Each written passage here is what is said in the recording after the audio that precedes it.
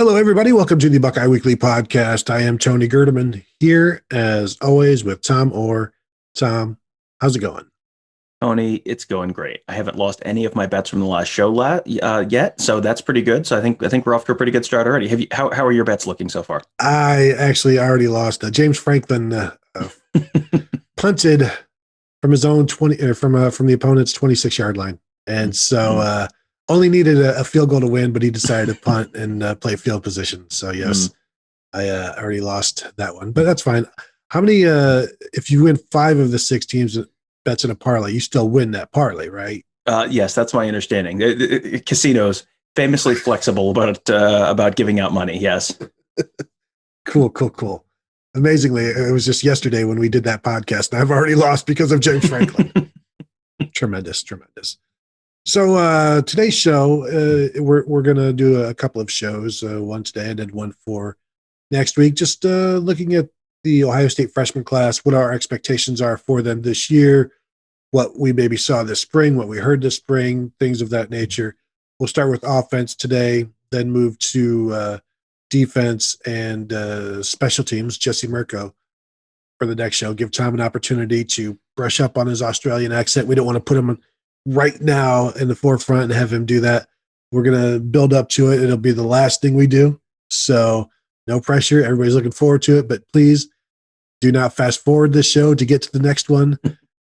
Go ahead and listen to it at double speed if you want, especially when he's doing his Australian accent. I bet that's great with the speedy voice. Tom, you have something to say already? Australians say y'all, right? I'm thinking you have the right accent. Is that right? No? This is going to be bad, Tom. This is going to be bad. But before we get to that point, let's talk about the Ohio State freshman class, the guys on offense. And we're going to go through this numerically by their jersey numbers, starting with Jayden Ballard, wide receiver out of Massillon, who, we've said it so many times, looks like Devin Smith in his highlights. But right now, positionally, I think he is at least your number 3Z, which means there's not going to be a lot of opportunities when he's behind Chris Olave and Julian Fleming. I do see him getting his 4 games, but I don't think there's any reason to burn his red shirt this year, Tom. I'm right there with you. He's someone who you put him on probably 10, 11 teams in the Big Ten. He's at least in the rotation and maybe starting for them this year. Ohio State, just that wide receiver room is just so deep that there's only so many snaps, and you're right. There's no reason. He probably could play in more than 4 games, and if they're way ahead in more than 4 games, that would certainly be an option. But there's no real reason to burn that season over a couple extra snaps against Rutgers or against whoever. So yeah, I'm right there with you. He's he showed he had some nice catches in the spring game.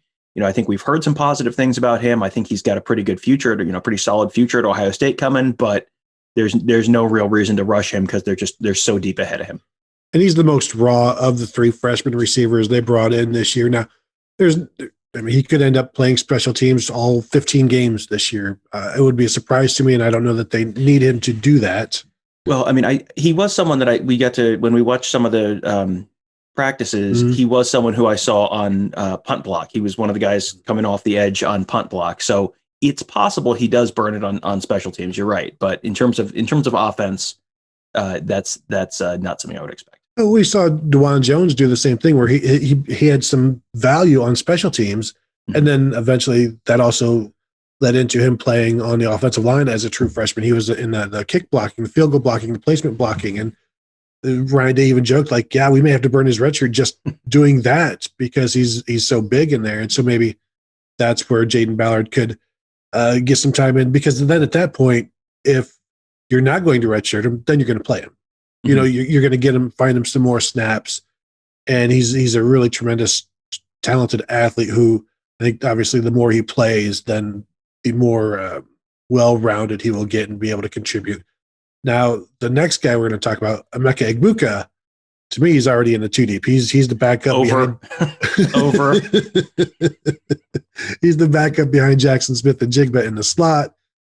You saw him against some basic defense in the spring game, which didn't really show you what this defense can do or should be able to do against a slot receiver because he was running free all over the place. But he's a guy who, 4'4", 6'1", 195 pounds, and as the spatial awareness to be able to handle the slot, but I think also could eventually move outside. He could do the whole Garrett Wilson gamut of positions. I think Jackson Smith-Njigba could end up outside next year as well. I mean, there's so much different movement. Like one of Egbuka or Jackson Smith-Njigba will be outside next year because they're not going to both be on the inside next year with Garrett Wilson and Chris Olave leaving for the NFL. So those two will be on the field together at some point next year. But this year, he is one of the reasons why I keep saying they're going to play all 6 receivers and there's going to be rotation because the transfer portal, the talent, the need for weapons. He's a guy that if you keep him on the sideline, why did you bother flying out to Washington to recruit this guy? Well, and yeah, I mean, there's number one. He very clearly, you saw the hands during the spring game. You saw the elusiveness in the spring game. It's all there. He can be an immediate impact guy, without a question. And again, if you didn't have a Jackson Smith-Njigba ahead of him, he might be a starter relatively early in the season. But you do have a Jackson Smith-Njigba, but he's absolutely going to be a rotation guy. And you're right. I mean, you want to keep getting 5-star wide receivers, show them if you come here and you're ready to play right away, you'll play right away. We don't have, we're not making you sit out a year for no reason. If you're ready to play, you're going to play. That helps in the future as well. Yeah, I'm looking forward to seeing what he can do. He can do it all. And just keep going back to the ridiculous catch he made in the spring game, just gave you an idea. And he's also a guy who can do stuff after the catch. And I think we'll see more of that. Maybe a guy also who shows up somewhere on special teams. I still think it'll be somebody else returning punts, but he's a guy that I don't think can get involved enough, even just as a freshman. And the more you get him involved, I think the more you'll get out of him. So Tom, let's move to Kyle McCord, number 14 in your playbook, quarterback who I think may have the highest upside of any of the quarterbacks on the Ohio State roster. Just I would be perfectly. I think Ohio State would still be contending for a national championship if he was their quarterback. Now they may lose to Oregon if he's the starting quarterback, but by the time they get to Michigan, this guy is no longer a freshman, and his trajectory is only one way.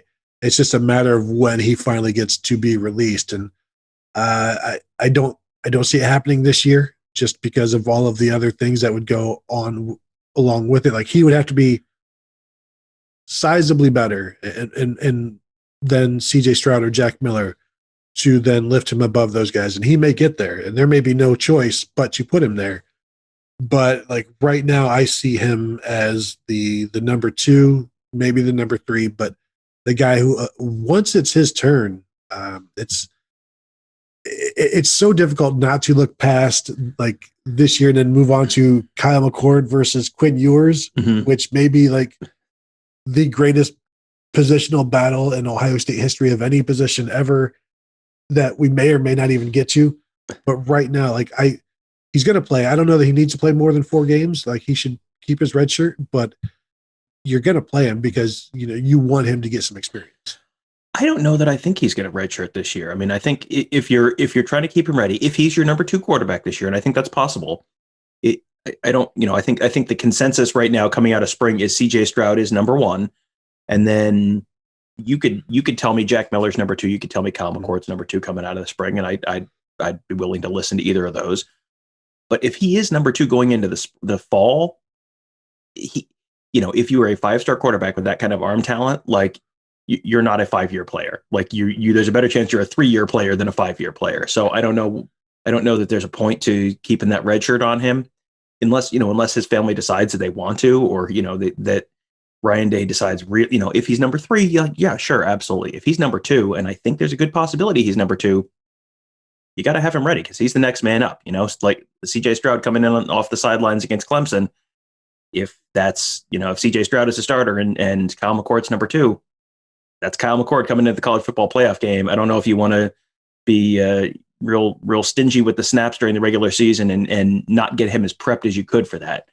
So I think you've got a decent possibility of whoever is that number 2 quarterback playing 8-9 games this year at least, where if you can get them some fourth quarter snaps in every game that's not 10 points or less, like go ahead and do it. Anytime you got to score a lead of 3 scores or more, go play that backup, get them as prepped as you can, because they have 0 combined passes attempted in college between the 3 guys. Like you've got to have like at least a couple guys as ready as humanly possible. And you're right. I think if Kyle McCord was the starter right now, they absolutely could be a national, at least get to the college football playoff with Kyle McCord as a starter. I don't know if they'd win the national championship with Kyle McCord as a starter. I think that extra year that CJ Stroud has ahead of him is a pretty big head start. But you might be right in terms of Kyle McCord having a real high, potentially the highest ceiling on the team. CJ Stroud's ceiling also pretty high. And then they have the consensus number 1 player, unanimous number 1 player overall for 2022 coming in as well.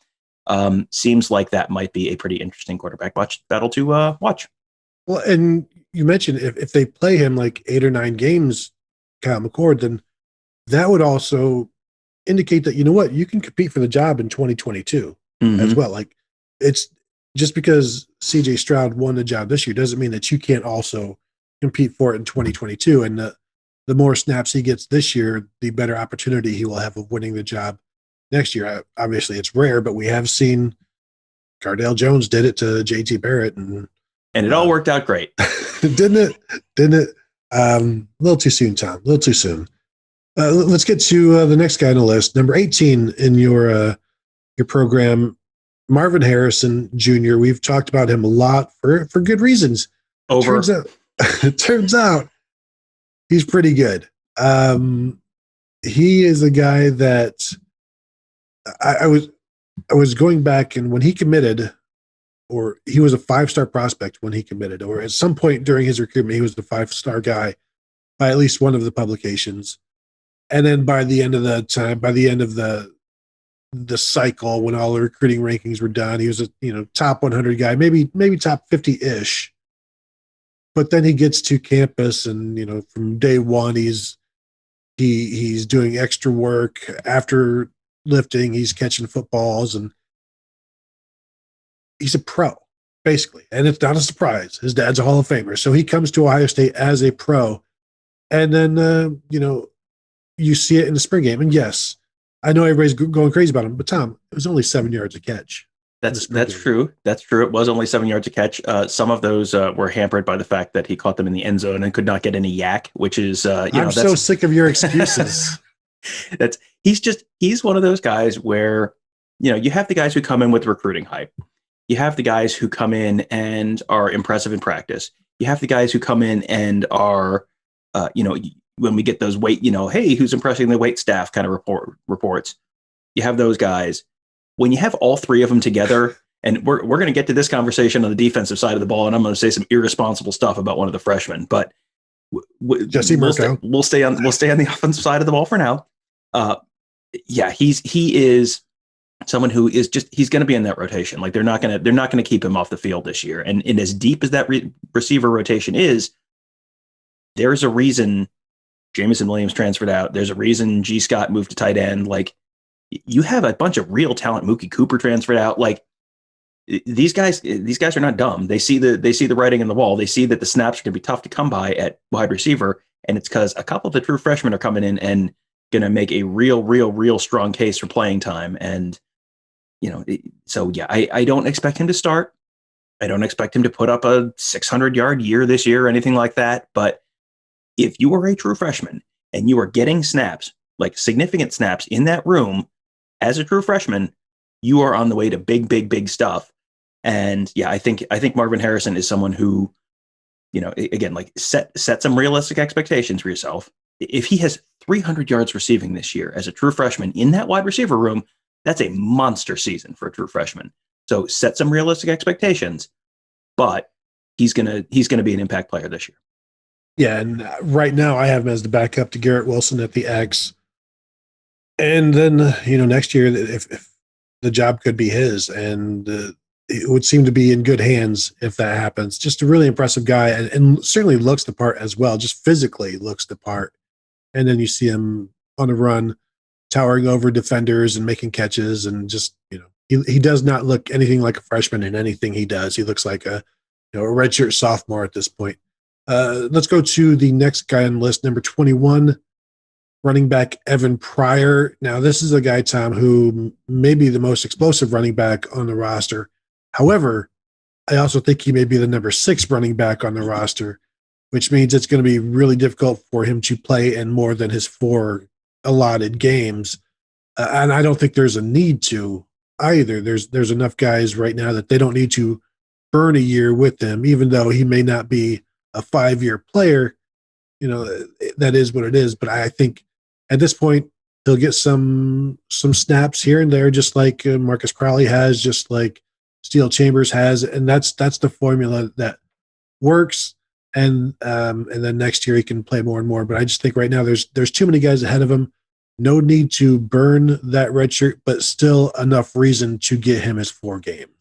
Yeah, I mean, you've got 5 guys ahead of you potentially on that depth chart. And so, even if, one guy gets hurt and one guy transfers, now you're 4th on the depth chart. Like, you're still probably redshirting. That is just such an insanely deep room where, we're talking about, 7, 8, 9 wide receivers. Like, wow, this is crazy. Yeah, you can play 3 wide receivers at a time. You cannot play 3 running backs at a time unless diamond formation. Unless you're really going to change the structure of the Ohio State offense, which I don't necessarily see them doing.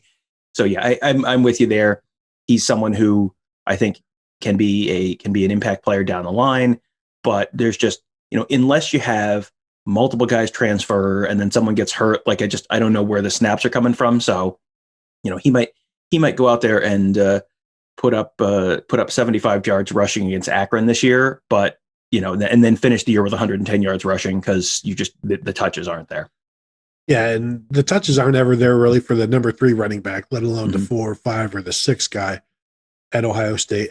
But we did see this spring several photos of him running free and nobody around him. He's a big play guy, and he describes himself that way as well. And I go back to when the next guy on this list, TreVeyon Henderson, both guys missed their senior year of high school football.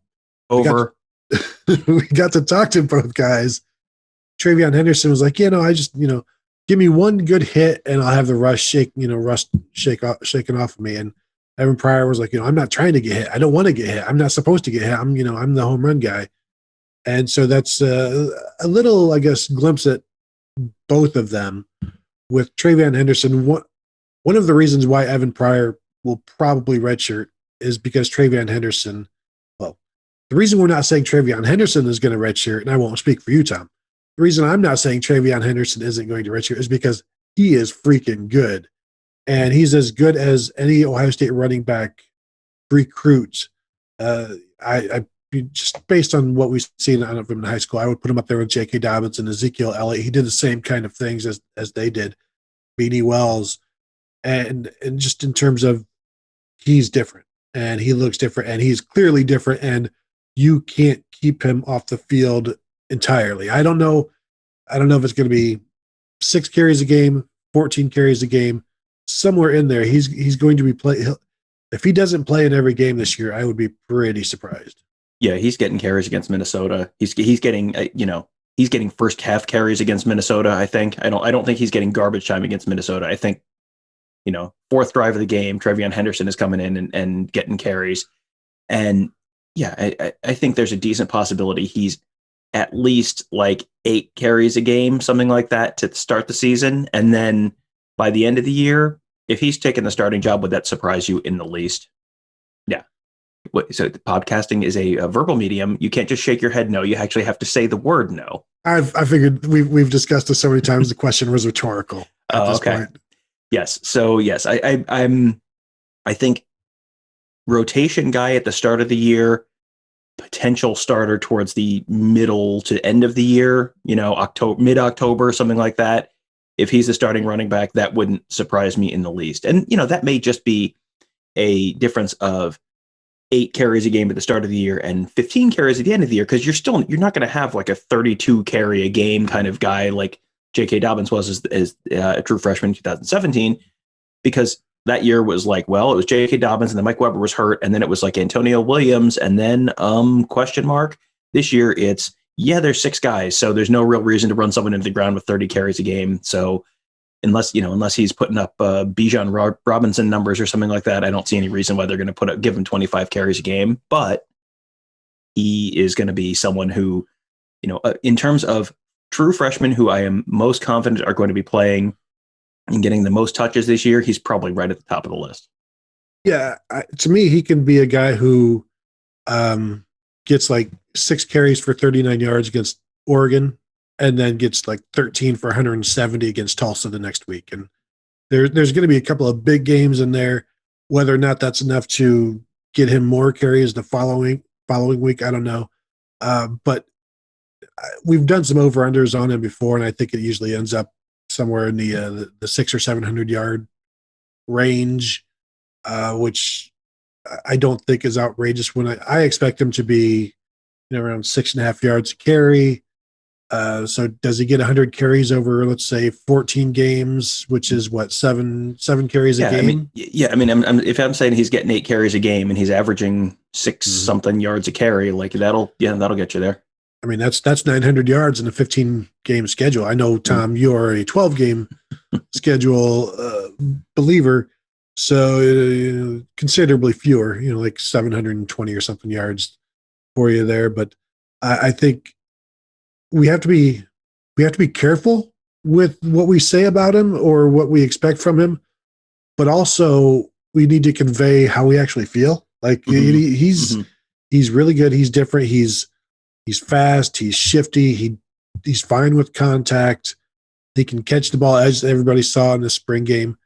He's got more expectations on him than any running back since Beanie Wells and Robert Smith, maybe Maurice Clarett, even though I don't know that Maurice Clarett had that much, these kind of expectations until he was actually, you are now the starter.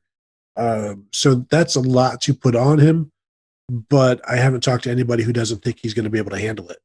Right. He's another one of those guys where, what you see on the highlights in high school, what you saw on the field this spring, what you saw during practice this spring, what you hear from coaches and folks inside the program, it all kind of points the same direction. And that direction is guy who's not going to be sitting on the bench very long, and guy who's going to probably be, again, like let's be responsible here.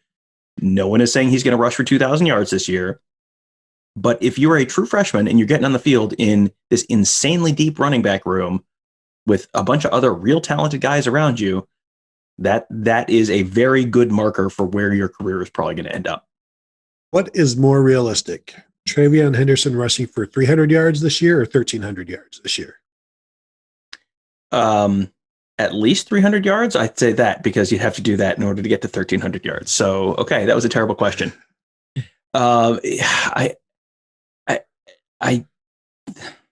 I think I have to say 300 yards. I feel like I have to, because, injury or, hey, there's 4 other guys and, he's just one of 4 guys who's in that rotation. So I feel like the responsible answer is 300. So I'm going to say 300.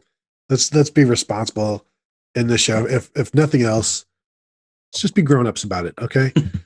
So let's move to the bigger guys, the offensive linemen here. We got a couple, and start with Zen Michalski, who is a guy who enrolled early, big 6'7" kid, has grown into being an offensive lineman. It was like 250 pounds when he was getting offered or looked at by Ohio State initially. They needed him to get bigger, and he did. Was in this spring, had some rough moments against, I believe, Jack Sawyer in the spring game, but hey.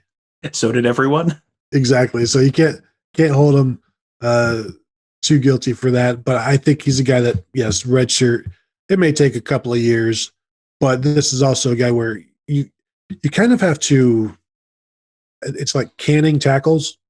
You stock up, and then hopefully, like in a couple of years, like, oh yeah, I got the 6'7" guy in the basement. We can just bring him in, and you just pop the top off, and there you go. You've got, now you've got a starting right tackle that you didn't.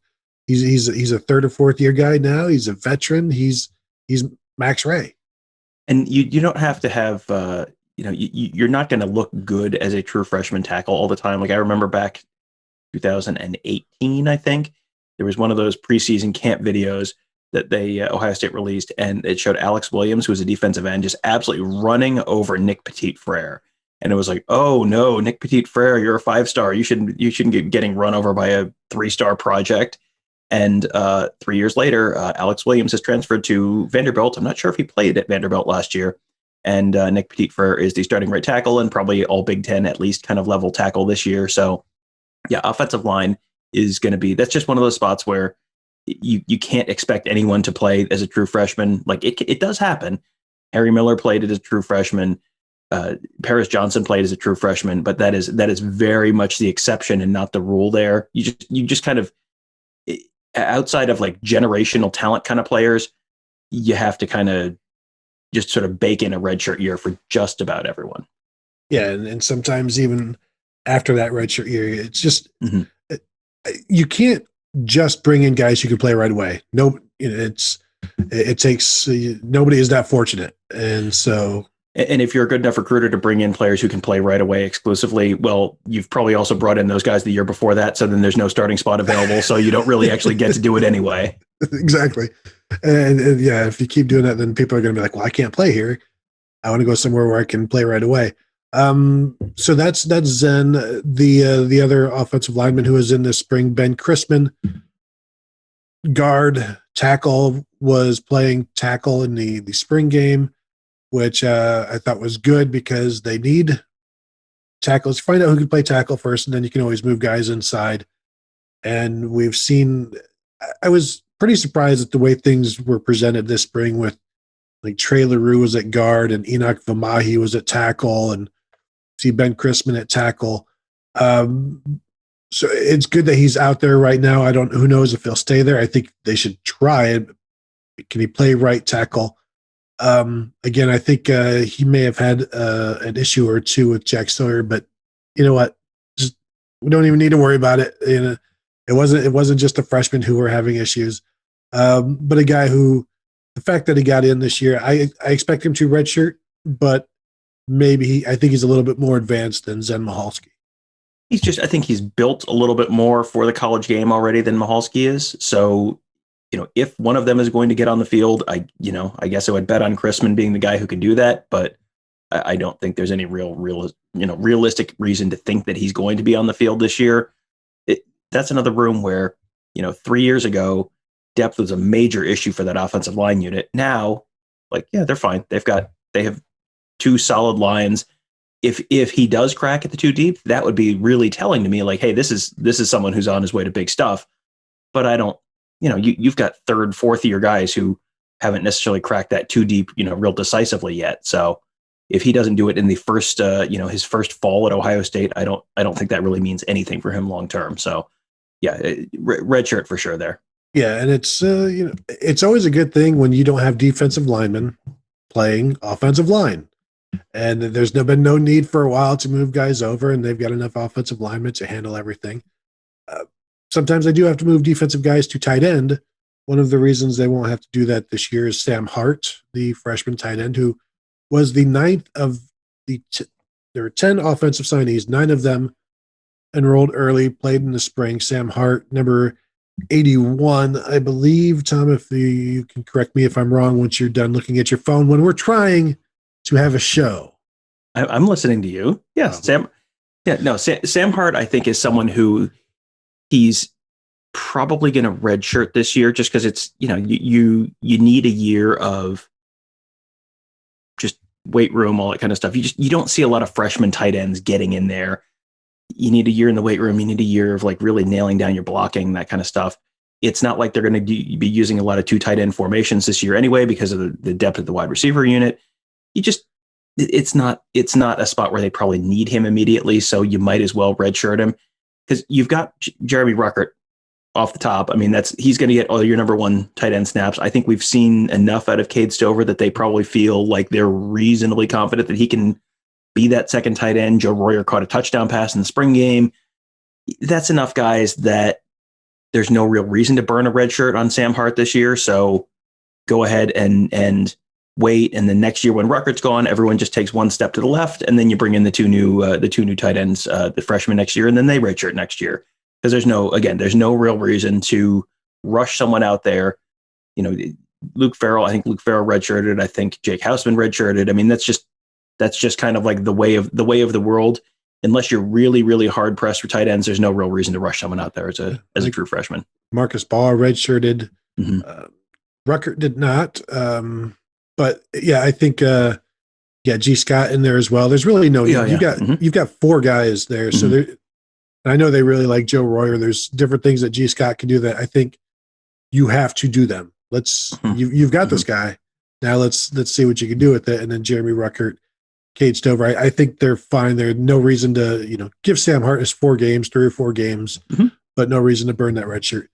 The last guy, Donovan Jackson, listed as a guard in the recruiting rankings. I think he could play tackle at Ohio State. He's really mobile.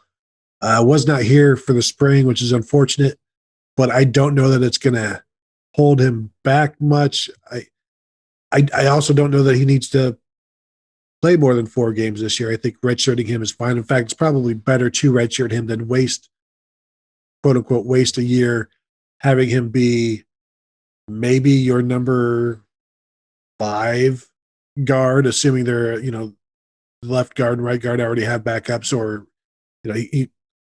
he's not going to be the 4th or 5th tackle, or he would be, and there's no reason to burn a redshirt if that's where you are. So I think redshirt him, figure out where you want him, redshirt him, get him 4 games.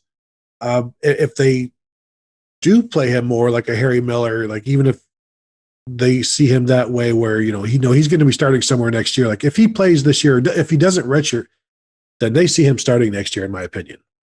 Yeah. And I think that's a difficult path for him to take right now, because not only is he a freshman in a deep unit, he also wasn't in for spring. So, if you're in for spring, maybe you work your way into that 2 deep and then you don't have to redshirt.